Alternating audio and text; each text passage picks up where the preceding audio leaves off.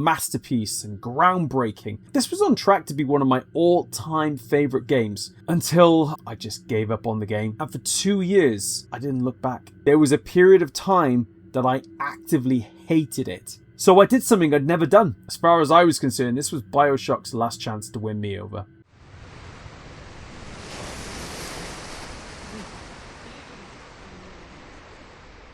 When a game gets listed in the top 20 of all time, you perk up and pay attention. I guess you sort of use that list as a foundation point of the games that you should be playing. Games like Half-Life, Grand Theft Auto, Zelda The Ocarina of Time, Mario Galaxy, to name but a few. These are games that Metacritic has named within the top 20 of all time.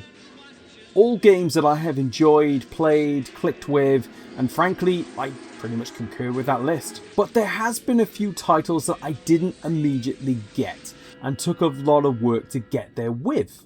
Some I never really did. For example, would I really put Soul Calibur as the second highest rated game of all time?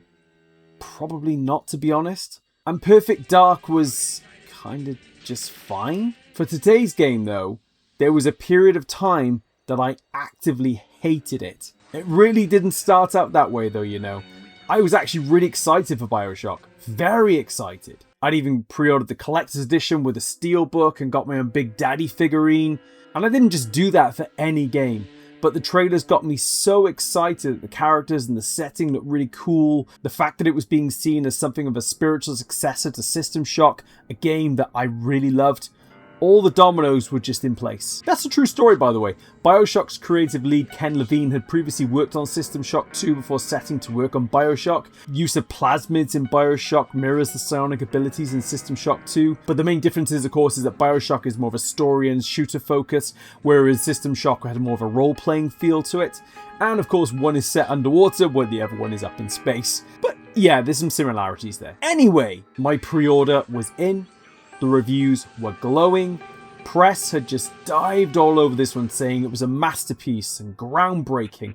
I could not have been any more ready to plunge into the world of BioShock and see Rapture for myself. And it started out great. I had this for PC at first. I was immediately swept up by the story, the powerful, intriguing opening.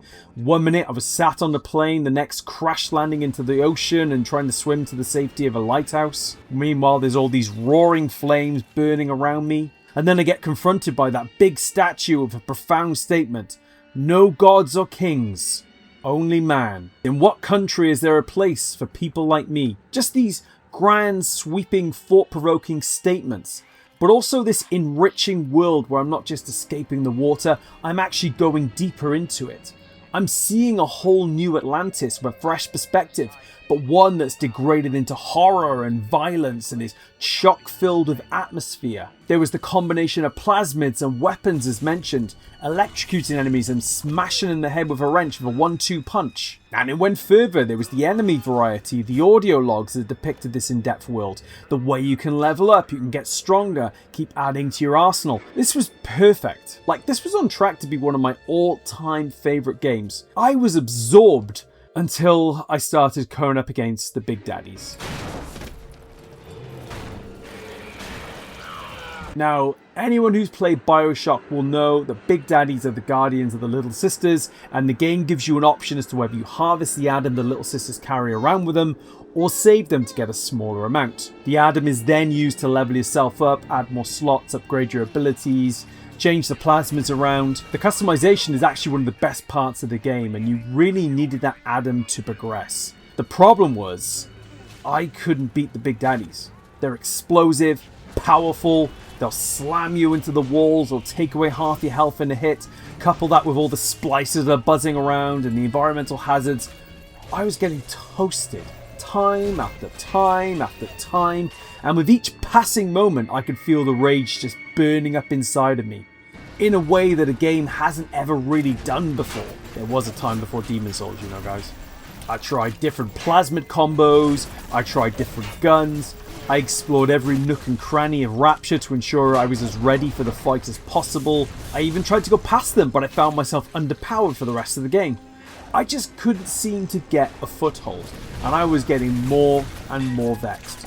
Some of that also came from my PC performance not really hitting the marks it needed to, and there being lags at critical moments in the fight. It just added to the anger even more. And of course, it got to the point where I just gave up on the game. I left it on the shelf like you see it up there now. And I just got a bit annoyed every time I looked at it. But also sad and unresolved. There was a great game in there. I knew it. I felt it. I was enjoying it. But I'd hit a ceiling and somehow, for some reason, I couldn't break through it. And for 2 years, I didn't look back. I had genuinely moved on. In fact, I'd actually started migrating more into consoles. I was playing Halo, Gears, the mighty Mass Effect. I'd even gone back to the orange box. I had options. 2007 was a great time for gaming, with the aforementioned Super Mario Galaxy dropping as well. Not to mention Assassin's Creed. This was a peak time, with so many amazing games and more coming over the horizon all the time. I didn't really have time for games I wasn't clicking with. There was just too much else to play, and I just had to accept that what many people were calling one of the games of the year and one of the best games for many years just wasn't for me. But there was always this lingering doubt, right? And time went by, the backlog cleared a little bit, and still by that time more and more people were shouting about how much they loved BioShock and it's one of their all-time favourite games. And plus the sequel had just been announced and was releasing very, very soon. Somehow, by a small miracle, I hadn't even been spoiled for the original yet. And you guessed it, I really wanted to play BioShock 2, because the idea of being a big daddy, fucking cool. I loved that premise. But me being me, I couldn't play that without playing the first through. So I did something I'd never done. I had some credit to spend at my local CEX, I traded in some games, and I grabbed the second-hand copy of BioShock on Xbox. I still hadn't sold my PC version, as you can see, I still have it right there. But by this point, I'd fully migrated into being a console gamer. I was essentially exclusive to my Xbox, my Wii, and I figured following the PC compatibility issues and me being a bit better with a gamepad, time healing and all that, I figured, what the hell? Let's try this one more time. One last time. And I encountered the same problem. I got through the initial sections, I got back into the story, I was really enjoying myself, and then I got messed up by the big daddies. And I was just bemoaning myself. Why have I bothered doing this again? What's the point? The game is clearly not for me. Until my partner said something to me that sounds so stupid now. And I get frustrated at past me for just not doing it earlier. She said, "Would you kindly try playing on easy?" And that's not verbatim, by the way. But I remember saying at the time, I can't do that. That's not the true experience as the developer intends. I have to play the game the way they want me to play it. It's the only way I can play it. And I got weirdly defensive about it. I played games for years and years. I played Unreal on normal, Doom, Quake, Duke Nukem, Halo, Gears. So many classic, iconic games where I'd gone to the default setting. Like, I knew I wasn't a pro, hard expert gamer. I couldn't even manage Legendary easily, though I did force myself the way through it on Halo, just to get those achievements. But I just hadn't played games on easy at any point. And especially with Xbox as I was in my achievement hunting phase. So because of that, I felt even less inclined to do it.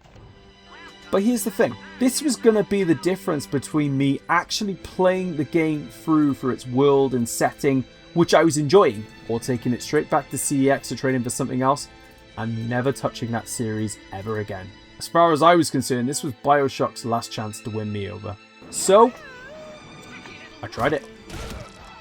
And sort of reconciled myself by saying, I'll do this one playthrough on easy now, and then I'll go back and play on normal and hard. And the difference was night and day. Because here's the thing, because I hadn't got past the big daddies before, I hadn't even managed to get my camera yet so I could take photos of the enemies to learn more about them, improve my damage against them, get upgrades to my existing plasmids. I hadn't even got to that twist yet, because I'd quit before I got to it. You know the one. I hadn't got to try all the other plasmids, see the other parts of Rapture, learn more about the little sisters, the tragedies of the big daddies. I had missed out on so much because of fucking pride. And guess what?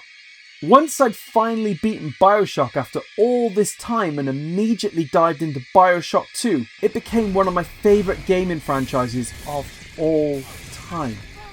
All time. At that time, the original was in my top 10. Things have shuffled a little bit since then, it's been 20 years, so it's probably more top 20 these days, but the point still stands. I loved this game, just as I knew that I would, but because I couldn't bring myself to drop it down to easy, and I tried to suffer through, I missed out on realising that years before. Here's the kicker. I play most things on easy these days. There's so many games. I have less time than I ever did, and I want to make sure I actually see and play as much of them as I can. I can't even remember the last time I played a game on hard or expert. Maybe Guitar Hero. Certainly can't remember the last time I played anything above normal. And this is coming from a guy who beat the Dark Souls trilogy this past Christmas. It's just about picking your battles. Some games are tougher than others. Some you're better at than others. And clearly I had a much better time with BioShock when I finally admitted that to myself. So maybe just don't do what I did and try a game on easy if you're not sure if you like it or not. It might just change your point of view. But do me a favour, if you do happen to bump into me of 20 years ago, please shout at him to just play games on easy. You're going to enjoy things so much more and get through them a lot faster. That's it for another Mixed Emotions. Have you dropped any games down to easy and enjoyed them more? Maybe that's also how you play your games now, or were you a bit like past me and just couldn't even bring yourself to play anything lower than default? There's many more stories coming, but in the meantime, check out some of the other Mixed Emotions videos, like how Sonic helped me bond with my sister, or the worst gaming trade I ever made. Seriously, you want to tune in for that one. Like, comment, subscribe, do all that good stuff. See you for the next one.